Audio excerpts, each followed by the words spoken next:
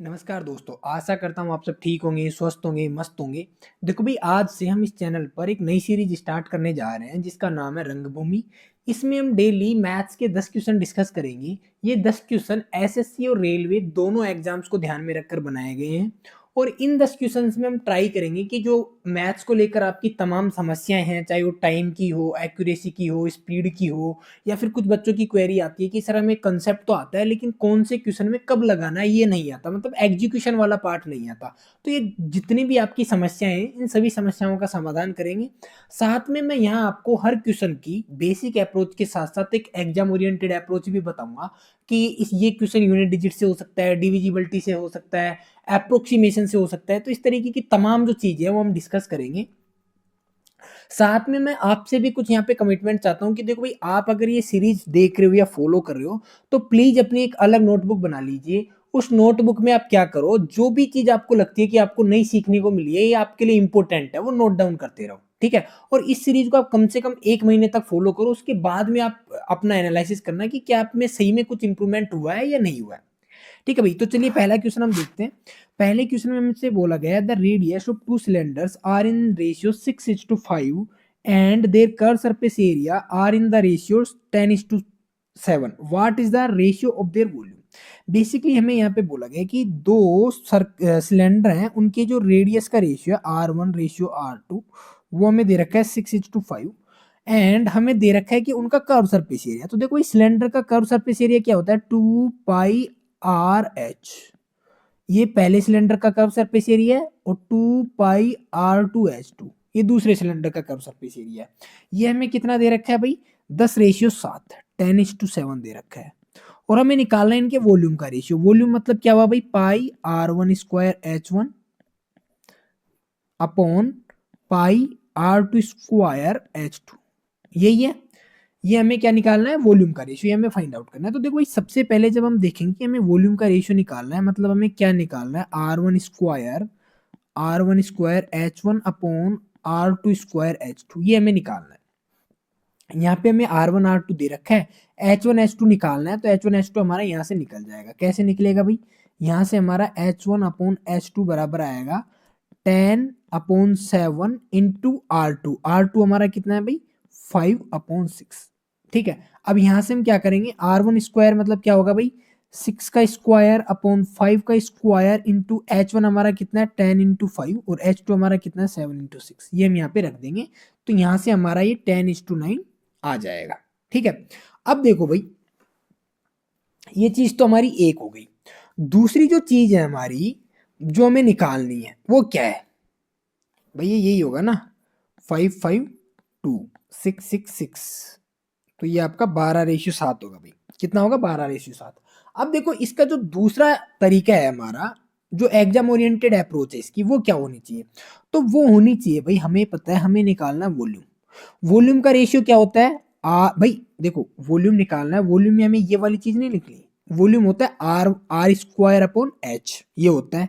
तो बेसिकली हमें क्या चाहिए, दोनों के रेडियस का स्क्वायर और हाइट का रेशियो चाहिए। रेडियस दोनों की कितनी कितनी है भाई, 6 का स्क्वायर बटा 5 का स्क्वायर इंटू, सीधा हमें पता है जो इनकी हाइट है भाई, पहले वाले की हाइट क्या हो जाएगी, पहले वाले की हाइट हो जाएगी 10/6 और दूसरे वाले की जो हाइट है वो कितनी हो जाएगी 7/5। क्यों, क्योंकि भाई जो ये वॉल्यूम, ये सॉरी एरिया है, इस एरिया में जब मैं रेडियस का भाग दे दूंगा तो मेरे पास हाइट निकल के आ जाएगी। इसी तरीके से ये एरिया है, इस एरिया में जब मैं रेडियस का भाग दे दूंगा तो हाइट निकल के आ जाएगी। ये बेसिक अंडरस्टैंडिंग हमारी होनी चाहिए।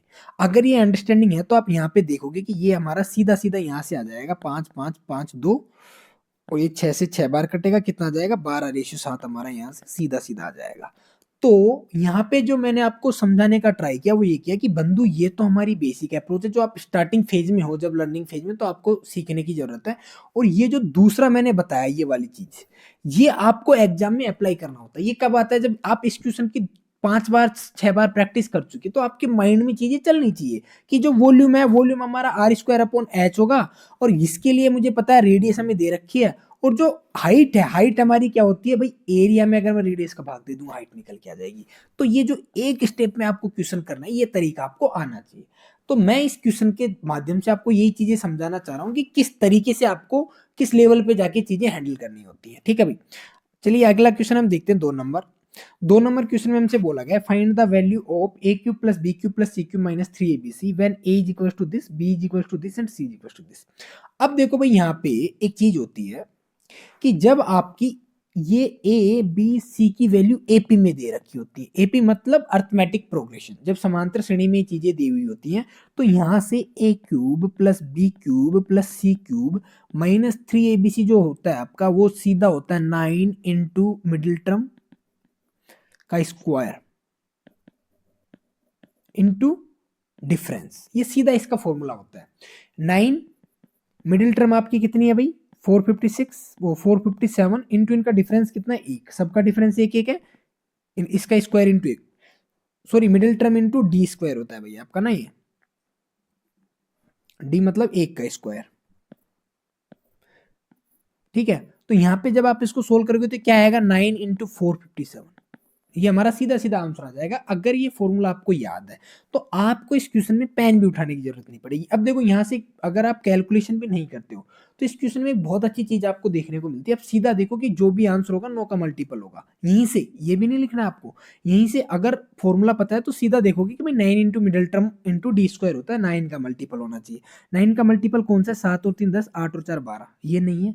ये कितना है भाई 4 और 2 6 और 3 9, ये 9 का मल्टीपल है।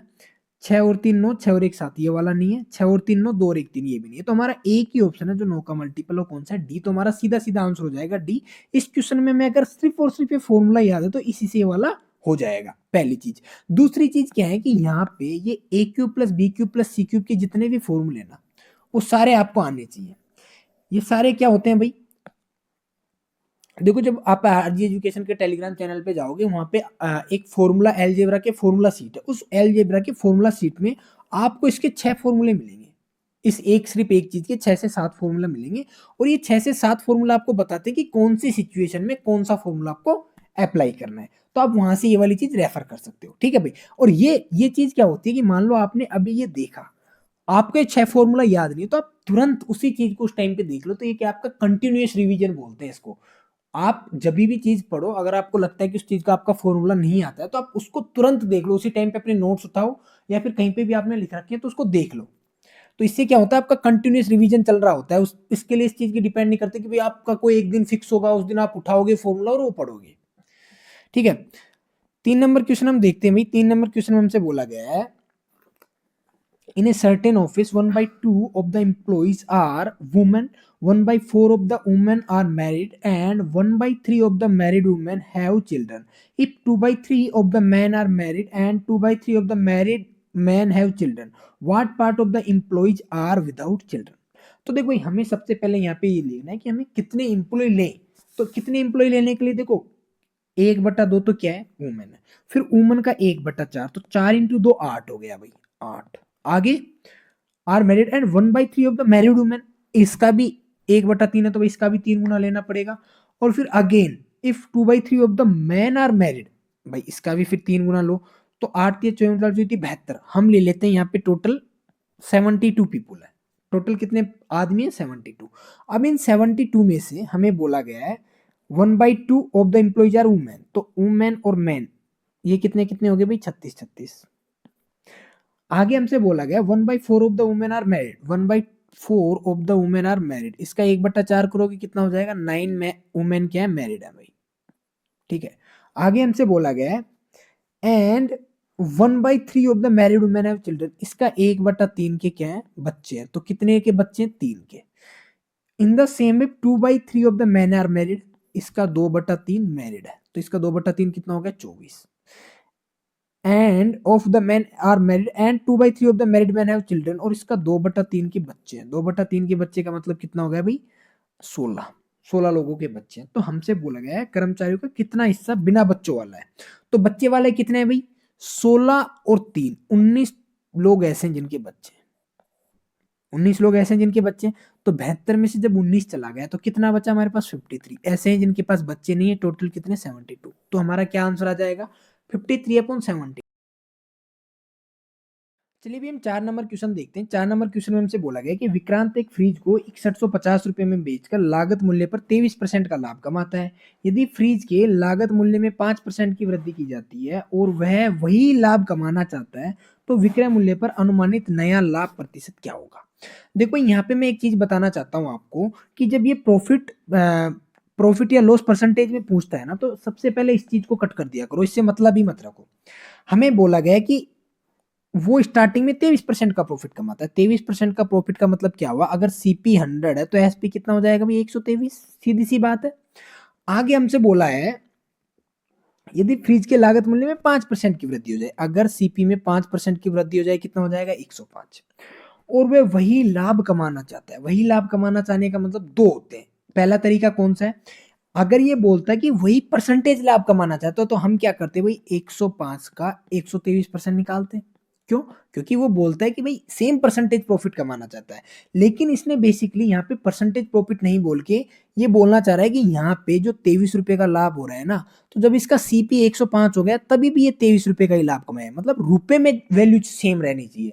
यहाँ पे 23 रुपए का, यहाँ पे भी 23 रुपए का, तो 23 रुपए का मतलब कितना हो गया भाई? 123 में मैं सॉरी 105 में 23 ऐड कर दूंगा, कितना हो जाएगा? 128। तो हमारा सीपी कितना है? 105। एसपी कितना हो गया? 128। हमें पूछा गया है कि विक्रय मूल्य पर अनुमानित लाभ। विक्रय मूल्य कितना है? 128। 128 पे लाभ कितने का हो रहा है? 23 का। इंटू कर दो 100। तो ये हमें पूछा गया है 2300 बटा 128। अब देखो ये कैलकुलेशन करने के लिए हम करेंगे 1200 1200 ये 128 है। 128 मतलब मैं अगर इसको 1300 ले लेता हूँ, 1300 का 2 गुना कितना होता है भाई? 2600। तो ये कहीं ना कहीं 20 गुने के आसपास आएगा। 20 गुने से कम मेरे पास जो ऑप्शन है 18 गुना। तो मेरे को अप्रोक्सीमेशन से देख के लग गया इसका आंसर 18% आएगा। देखो क्यों, मैं बताता हूँ। इसको आप 18 से गुना करोगे, 18 8 144, 18 दूना 36, 36 और 14 50, 18 कम 18 और 5 23, तो आ गया ना? ये लगभग 17 पॉइंट समथिंग होगा। तो हमारा आंसर क्या हो जाएगा? 18%। तो ये वाली चीज है भाई। यहाँ पे बोलना चाह रहा है कि जो प्रॉफिट है वो रुपए में सेम होना चाहिए। अगर परसेंटेज की बात करते तो क्या होगा? परसेंटेज की बात करते तो इसका सीपी 100 रहता है, एसपी कितना रहता है? 123। तो हमें यहाँ पे निकालना होता है कि 123 पे 23, ये निकालना होता है यहाँ पे भी। ठीक है, अगला क्वेश्चन हम देखते हैं 5 नंबर। 5 नंबर क्वेश्चन में हमसे बोला गया है a man and a woman working together can do a work in 66 days. The ratio of their working efficiency is 3:2. Man और वुमेन की जो एफिशिएंसी वो कितनी है? 3:2। और हमसे बोला गया है कि एक आदमी और एक पुरुष मिलकर काम को 66 दिन में करते हैं, तो टोटल काम हमारे पास ये हो गया भाई। आगे हमसे बोला गया है एक साथ काम करने वाले 6 पुरुष, कितने? 6 आदमी। एक आदमी की एफिशिएंसी कितनी है? 3। और 2 महिलाएं। 2 महिलाएं मतलब 2 और 2। भाई महिलाएं 2 हैं, 2 इनकी एफिशिएंसी। ये टाइम पूछा है। 6 18, 18 और 4 हो गए 22। 22 का 3 गुना 66 और 3 2 5 या 15। तो हमारा आंसर क्या हो जाएगा भाई इस क्वेश्चन का? 15। इजी क्वेश्चन था भाई ये वाला। अब देखो यहाँ पे यही छोटी छोटी चीजें कि आप पूरा क्वेश्चन नहीं लिख के जो जो आपसे रिक्वायर्ड चीजें हैं वही लिखो तो बेहतर होगा। अगला क्वेश्चन है 6 नंबर। 6 नंबर क्वेश्चन में हमसे बोला गया है a man starts from his house and travelling at 30 kilometre per hour, he reaches his office late by 10 minutes, and travelling at 24 kilometre per hour he reaches his office late by 18 minute. The distance from his house to his office is, क्या होगी?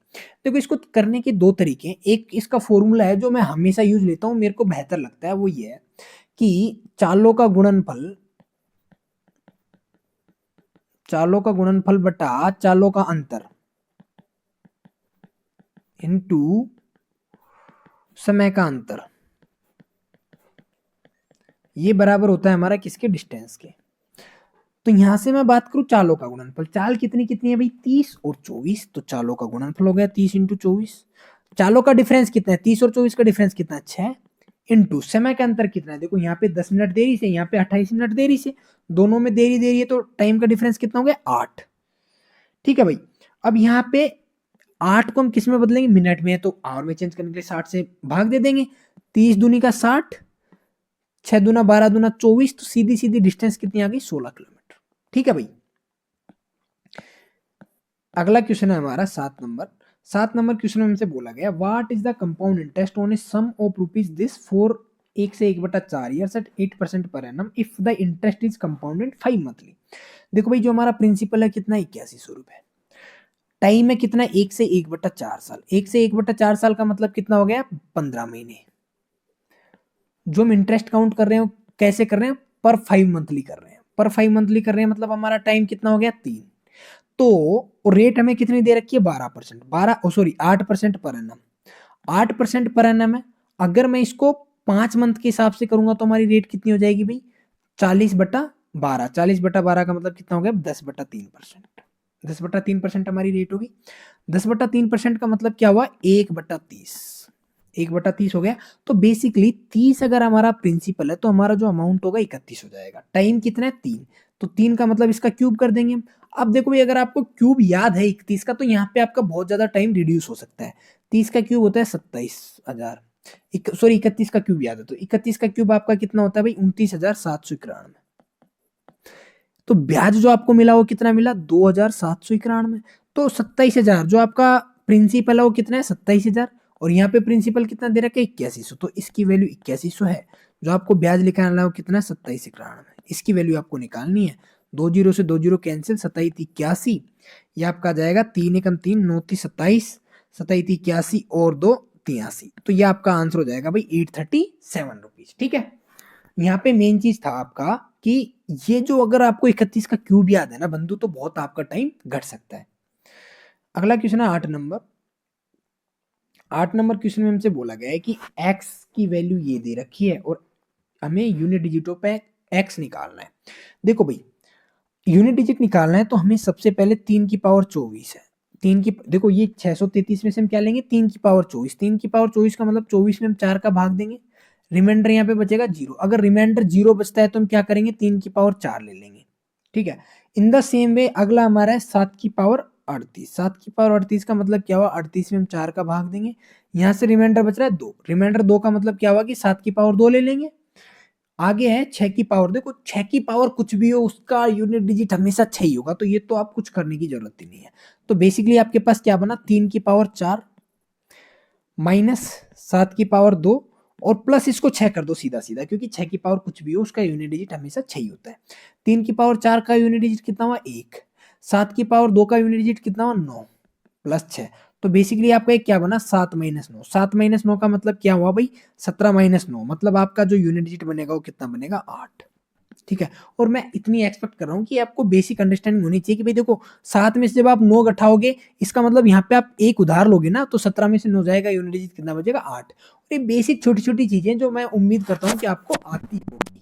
ठीक है, अगर आपको लगता है कि ये डिटेल में आपको एक्सप्लेन करना है तो आप मेरे को कमेंट करके बता सकते हो।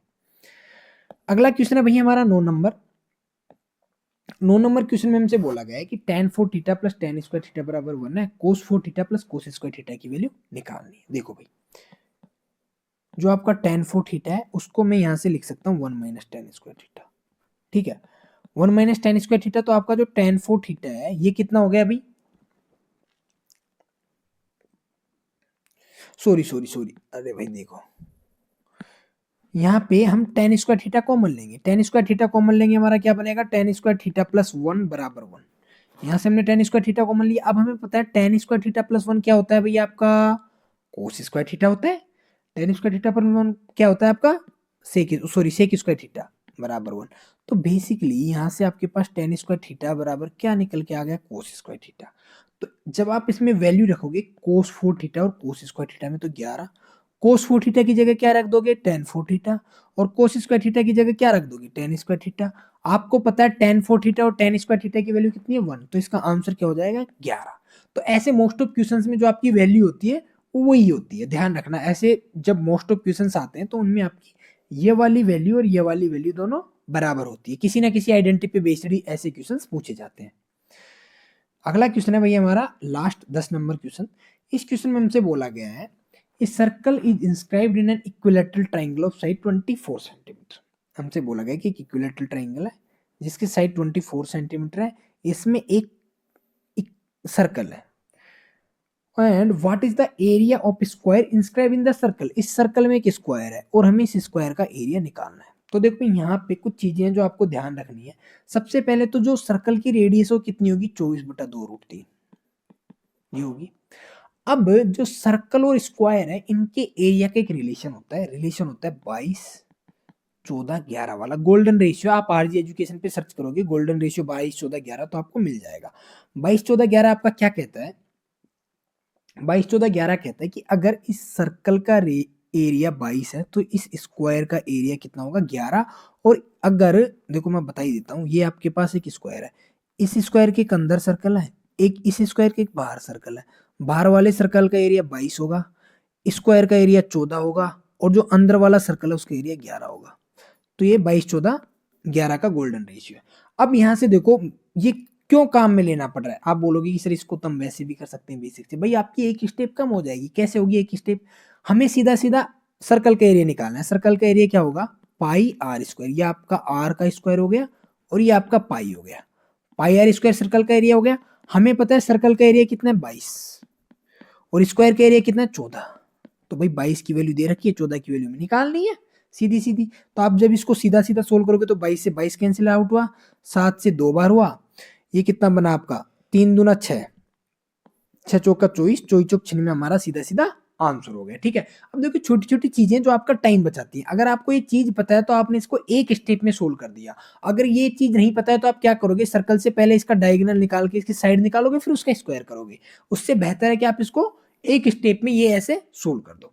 ठीक है भाई। आशा करता हूँ कि हमने जो आज डिस्कस किया है उसमें जरूर कुछ आपको नई लर्निंग्स मिली होगी। अगर आप चाहते हो कि इसमें हम और कुछ इम्प्रूवमेंट करें तो आप कमेंट करके बता सकते हो भाई।